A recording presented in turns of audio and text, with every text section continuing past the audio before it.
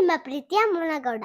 ಹುಟ್ಟಿದ್ದು ಹಾಸನ್, ಇರೋದು electron city Bengaluru. ನಾನು ಚಿಕ್ಕವಳಿದ್ದಾಗ್ಲೇ ಆಕ್ಟರ್ ಆಗ್ಬೇಕು ಅನ್ನೋದು ಬಿಗ್ ಡ್ರೀಮ್. ಈಗ ಸ್ಟಾರ್ ಸುವರ್ಣದಲ್ಲಿ ನಮ್ಮ ಲಚ್ಚಿ, ಜಿ ಕನ್ನಡದಲ್ಲಿ ಪಾರು ಸೀರಿಯಲ್ ಅಲ್ಲಿ ಆಕ್ಟ್ ಮಾಡ್ತಾ ಇದ್ದೀನಿ. ಮಾಯನಿ ದೀಕ್ಷೆ ಮತ್ತು GST ಮೂವಿಲಿ ಆಕ್ಟ್ ಮಾಡಿದ್ದೀನಿ.